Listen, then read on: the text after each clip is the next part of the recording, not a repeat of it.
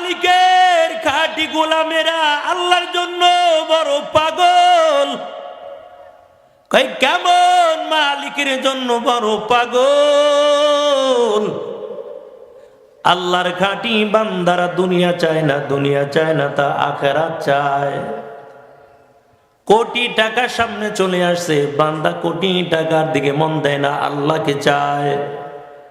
বান্দা হারামের দিকে তাকায় না, কারণ হারাম শরীর কিয়ামতের ময়দানে মালিকের জান্নাতে যাবে না। এই জন্য বান্দার হাতটা বড় পবিত্র রাখতে চায়, বান্দার চক্ষু দুইটা বড় পবিত্র রাখতে চায়, কারণ বান্দার দিলের মধ্যে একমাত্র হলো আমার মালিকের ভয়। হकीकत से तू दुनिया बेखबर है, दुनिया की नुमाइश पर नजर है। नमी गोयम कि आज दुनिया जुदा बाश, बहर कारे के बाशी बा खुदा बाश। सस्ते दुनिया از خدا غافل بودم، نقماش و نقره فر زندزار। এরা নবীর উম্মতের দাল। এই জন্য দুনিয়ায় যতদিন বাঁচবো ইবাদত করবে একমাত্র রবের। কারণ আল্লাহ আমাদের দুনিয়ায় পাঠাইল ইবাদতের জন্য। আল্লাহ তাআলা বলেন আমি দেখবো কার আমল কত সুন্দর, কার আমল কত সুন্দর হয়। আল্লাহ বলেন এটা আমি পরীক্ষা করে দেখব। যার আমল যত সুন্দর হয়ে যাবে সে আল্লাহ তত পেয়ারা বান্দা। যার রুকুটা যত সুন্দর হবে আল্লাহর পেয়ারা বান্দা হয়ে যাবে। যার সেজদা যত সুন্দর ওই আল্লাহর বান্দা তত আল্লাহর পেয়ারা বান্দা হয়ে যাবে। একটা সেজদা যদি কবুল হয় বান্দার কোনো চিন্তা করা লাগবে না। এরে মুমিন, এই জন্য নামাজ আদায় করা লাগবে, আল্লাহর হুকুম পালন করা লাগবে। হারাম পথ থেকে চক্ষু ফিরাতে হবে, হালাল পথে চলতে হবে। কারণ কিয়ামতের ময়দানে হাত আল্লাহর কাছে সাক্ষী দিয়ে দেবে, আল্লাহ আমি গুনাহ করেছি। পা আল্লাহর কাছে সাক্ষী দিয়ে দিবে। আল-ইয়াওমা নাখতিমু আলা আফওয়াহিহিম ওয়া তুকাল্লিমুনা আইদিহিম ওয়া তাশহাদু আরজুলুহুম বিমা কানু ইয়াকসিবুন। আল্লাহ বলেন কিয়ামতের ময়দানে বান্দা যখন অস্বীকার করবে আমি গুনাহ করি নাই, আল্লাহ বলেন তখন তোমার জবান বন্ধ করে দেব, হাত কথা বলবে, পা কথা বলবে, গুনাহ গোপন করার কোনো সুযোগ নাই। এই চিন্তা যদি মানুষের ভিতরে থাকতো তাহলে আর বেপরদায় চলতে পারতো না, সুদে টাকা লাগাইতে পারতো না, মানুষকে ঠকাইতে পারতো না। কারণ দিলের মধ্যে একমাত্র আল্লাহর ভয়। এরা নবীর উম্মতের দাল।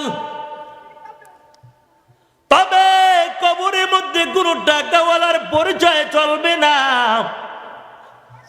তুমি কোন বংশের লোক কোনো পরিচয় চলবে না। কোন এলাকায় বসবাস করছো, কোন পীরের মুরিদ ছিলা, কোনো পরিচয় চলবে না। আল্লাহ বলেন দুইটা গুণ নিয়ে যদি কবরে আসো ওই বান্দার কোনো চিন্তা লাগবে না, তারা আপ্যায়নের জন্য জান্নাতুল ফেরদাউস রেখে দিলাম। আমার কথা না, আল্লাহর কোরআনের কথা। ইন্নাল্লাযীনা আমানু ওয়া আমিলুস সালিহাত কানাত লাহুম জান্নাতুল ফিরদাউসি নুজুলা। আল্লাহ বলেন এক নাম্বার ইমানটা আনয়ন করো, দুই নাম্বার ভালো আমল করো, পবিত্র আমল করো, আমলে সলে করো, ভালো আমল করো। আল্লাহ বলেন ঈমান আনার করার পর যারা ভালো আমল করবে আল্লাহ বলেন তাদের আপ্যায়নের জন্য আমি জান্নাতুল ফেরদাউস রেখে দিলাম। আর বান্দা যখন জান্নাতের মধ্যে ঢুকে যাবে কয় একটা মাছের কলিজা দিয়া সমস্ত মানুষকে আল্লাহ তাআলা মেহমানদারি করবে। সুলাইমান নবী বলছিল, আল্লাহ এত সম্পদ দিছো, তোমার সকল মাখলুকতকে আমি একবার একটু মেহমানদারি করাবো। আল্লাহকে পারবা না? কই না পারবো। 6 মাস লাগে শুধু পাক করছে, শত শত ডেক, হাজার হাজার ডেক পাক করে রেখে দিচ্ছে। মানুষদেরকে মাখলুকতকে সমস্ত মাখলুকতকে মেহমানদারি করাবে। সুলাইমান নবী যখন ডাকলো সর্বপ্রথম খানার জন্য একটা সমুদ্রের একটা মাছ চলে আসছে। মাছ যখন আসছে খানা খাওয়ার জন্য কয় খাবারের ডেকগুলো যত আছে সব মুখের ভিতরে দেয়, খায় আর কয় শেষ হয়ে গেছে আরো দাও। আবার এক ডেক খাবার দেয়, বলে নাই আবার দাও। আবার বলে আবার আমার পেটে ক্ষুধা, জলদি করে দাও। এমন দিতে দিতে শত শত ডেকের খাবারগুলো শেষ। এবার মাছটায় ডাক দিয়ে বলে, পয়গম্বর আমার পেট এখনো ভরে নাই, আমার আরো খাবারের ব্যবস্থা করে দাও। সুলাইমান নবী ডাক দিয়ে বলে, আমার আর কোনো খাবার নাই, সব খাবার শেষ হয়ে গেছে।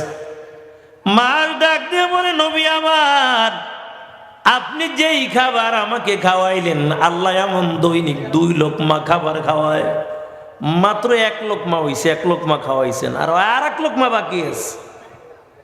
সুলাইমান নবী সিজদায় পড়ে কাঁদে আর বলে, আল্লাহ কোটি কোটি মাখলুকাতকে আল্লাহ তুমি খাবার খাওয়াও, তোমার কি লীলা খেলা কিছুই বুঝি না। কাঁদে রে খুদ রপ্তদারি বড় কামাল, আন্তা রব্বি আন্তা হাসবি জুল জালাল, তুহি কাদের জলিলুল্লাহ জাহাদার, বহর হালে তুহি মেরা নেগাদার। সব ক্ষমতার মালিক একমাত্র আল্লাহ। এর নবীর আশিকের দল এমন বিশ্বাসের কিনিয়া যে বান্দাগুলো চলবে, তাদের কোনো চিন্তা লাগবে না, তাদের কোনো ভয় নাই। ইন্নাল্লাযীনা ক্বালু রাব্বুনাল্লাহ সুম্মা ইসতাকামু তাতানাজ্জালু আলাইহিমুল মালাইকা। যাদের দিলের মধ্যে ভয় থাকবে আর যারা স্বীকার করবে আমার রব একমাত্র আল্লাহ, সব কিছুর মালিক একমাত্র আমার আল্লাহ, এই কথার উপর যারা ইস্তেকামত করবে, আল্লাহ বলেন মৃত্যুর আগে দিয়া আমি আসমান থেকে তার নিকট ফেরেশতা পাঠাইয়া দিব। ফেরেশতারা জান্নাতের ছবিগুলো বান্দার সামনে ধরবেন আর ডাক দিয়া বলবেন, আল্লাহর বান্দা তোমার কোনো চিন্তা করা লাগবে না, দেখো আল্লাহর জান্নাতটা দেখো, কত সুন্দর আল্লাহ তোমার জন্য জান্নাত বানাইলো। কয় একটা মান দুধ পান করে মা তখন কোনো টেরও পায় না। একজন ইমানদার দিনদার বান্দার যখন রূহটা আজরাইল কবজ করে নিবে, ঠিক ওই বান্দার কোনো কষ্ট হবে না, ওই বান্দা কোনো টেরও পাবে না। আর একজন বেনামাজি না ফারমানে রূহ যখন নিতে আসবে, এরে আল্লাহর গোলাম, ওই আজরাইলের পা 2টা থাকবে জমিনে, মাথা থাকবে আসমানে, আর বড় চক্ষু দিয়ে আগুনের ঝিলকি বের হতে থাকবে। এরে মুমিন, আজরাইল কি দেখার পর বেনামাজি না ফারমান রূহটা শুধু দৌড়াদৌড়ি করবে, প্রত্যেকটা শরীরের জোড়ায় জোড়ায় যাইয়া রূহটা দৌড় আস্তে করে লুকানোর চেষ্টা করবে। আজরাইল ধমক দিয়ে পারবেন না ফরমান, আজকে লুকাইয়া কোনো লাভ নাই, কারণ আল্লাহ দুনিয়ায় তোমাকে কত হায়াত দিয়েছিল, আল্লাহর দেওয়া হায়াত দিয়া দুনিয়ায় মালিকের গোলামি করো নাই। এরে আল্লাহর গোলাম, এখন আমার হাত থেকে আর রক্ষা পাইবা না। আজরাইল পায়ের কিনারায় যখন দাঁড়াবে, পায়ের রগগুলো টাস টাস করে ছিঁড়ে ফেলবে, আবার হাতের রগগুলো টাস টাস করে ছিঁড়ে দিবি রে মুমিন। চোখের রগগুলো ছিঁড়ে দিবি, এই চক্ষু দিয়ে আর আপনজন দেখতে পারবা না, হাতটা আর নাড়াচাড়া করতে পারবা না। এরে আল্লাহর গোলাম, ওই রুহটা শরীরের প্রত্যেকটা জোড়ায় জোড়ায় আস্তে করে লুকানোর চেষ্টা করবে। আজরাইল ধমক দিয়ে বলবে আজকে লুকাইতে পারবা না। এমন বলে যখন একটা থাবা মারবে, বান্দার রুহটা নিয়ে আজরাইল প্রথম আসমানের দিকে চলে যাবে। প্রথম আসমানের দরজা বন্ধ হয়ে যাবে, ডাক দিয়া বলবে, ও প্রথম আসমানে ফেরেশতার দল, জলদি করে আসমানের দরজাটা খুলে দাও, আমি রুহটা নিয়ে উপরের দিকে যেতে চাই, এই আসমানের দরজা খুলে দাও। কিন্তু প্রথম আসমানের দরজা খোলা হবে না। আওয়াজ দিয়া বলবে, আসমানের দরজা খুলবো না, কারণ তুমি কার রুহ নিয়ে তারপর আসমানে আসতে চাও? এই রুহ দিয়া পচা দুর্গন্ধ বের হয়, এই রুহ নিয়ে আসমানে উঠতে দিব না। এরে মুমিন মুসলমান আল্লাহর গোলাম, আবার ডাক দিয়ে বলবে, জলদি করে আসমানের দরজাটা খুলে দাও। কিন্তু না না, আসমানের দরজা খোলা হবে না।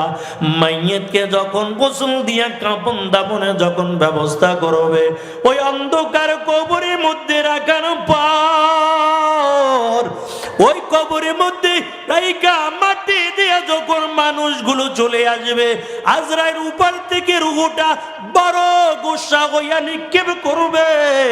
এরে মুমিন, এমন গরম মেজাজ নিয়ে রুহটা জমিনে নিক্ষেপ করবে, রুহটা আবার মাইয়েতের ভিতর চলে আসবে। মুনকার নাকির বলবে, রবের পরিচয় দাও, দিনের পরিচয় দাও, ধর্মের পরিচয় দাও। যখন বলবি বলো তোমার রবকে, ওই মাইয়ে তখন বলবে, লা আদ্রি লা আদ্রি, আমি কিছুই জানি না। বলবে তোমার দিন কি? তখন আল্লাহর বান্দা বলবে, লা আদ্রি লা আদ্রি, আমি কিছুই জানি না। আল্লাহ ডাক দিয়া বলবে, ফেরেশতার দল, এই বান্দাকে আর প্রশ্ন করিও না, বান্দাকে আমি হায়াত নামক নেয়ামত দান করেছিলাম, দুনিয়ায় থাকার পর বান্দা আমি আল্লাহর নাফরমানি করেছে। ও ফেরেশতার দল, এই বান্দার কবরটা জাহান্নামের সঙ্গে মিশাইয়া দাও। কই জাহান্নামের সঙ্গে একটা রাস্তা হয়ে যাবে। আর মুমিন ব্যক্তির যখন রূহটা নিয়ে যাবে, ফেরেশতারা ওই প্রথম আসমানের দরজাটা খুলে দিবে। আবার দ্বিতীয় আসমানে যাওয়ার পর দ্বিতীয় আসমানের দরজা খুলে দিবে। এমন করে করে সপ্তম আসমানের দরজা গুলো খুলে দিবে। আর ফেরেশতারা ডাক দিয়া বলবে, আজরাইল বলো কার রূহটা নিয়ে আসছো এই ব্যক্তিকে? তখন আজরাইল বলবে, অমুক ব্যক্তির সন্তান, তার নাম আব্দুর রহমান অথবা আব্দুল করিম। এমন করে করে বাবার পরিচয় দিয়া দিবেন, নিজের পরিচয় দিয়া দিবেন। এরে মুমিন, ওই ব্যক্তির কোনো চিন্তা করা লাগবে না। রূহটা নিয়ে যখন আল্লাহর কাছে চলে যাবে, আল্লাহ ডাক দেয়া বলবে, আজরাইল যাও যাও, এখন রূহটা তার কবরে ফিরাইয়া দাও। আর যখন রূহটা কবরের মধ্যে দিয়া দিবে, আল্লাহ ডাক দেয়া বলবে, ফেরেশতার দল, এই বান্দার প্রশ্ন করা লাগবে না, বান্দার কবরটা জান্নাতের সঙ্গে একটা রাস্তা বানাইয়া দাও। আওয়াজ দিয়ে বলেন সুবহানাল্লাহ। हर गदारत खौफे हकदार दिल मादम जन्नतुल मावा दे हदूरा मकम बेहिश्त आज़ा কে আজারে নবাশত কাছে রাবা কাছে কারে নবাশত जन्नतू दोज़ख से या रब क्या करूं आरज़ू है मैं तुझे देखा करा और नबीर उम्मतेर दाल এই জন্য আল্লাহ তাআলা বলেন ইন্নাল্লাযীনা আমানু ওয়া আমিলুস সালিহাত আল্লাহ এক নাম্বার বলেন ঈমান আনয়ন করো দুই নাম্বার আমার মালিক জানাইয়া দেয় ও বিশ্ববাসী মানব মণ্ডলী শুনো দুই নাম্বার তোমরা ভালো আমল করো কয় ভালো আমল নিয়ে যদি কবরে যাও ওই অন্ধকার কবরে আর তোমার কোনো চিন্তা লাগবে না কারণ কুরআন মাথার কিনারায় দাঁড়িয়ে যাবে রাসূল বলেন মাইয়িতকে নেককার বান্দাকে কবরে রাখার পর চারটা জিনিস তার সঙ্গে হয়ে যাবে এক নাম্বার কুরআন মাথার কিনারায় দাঁড়িয়ে যাবেন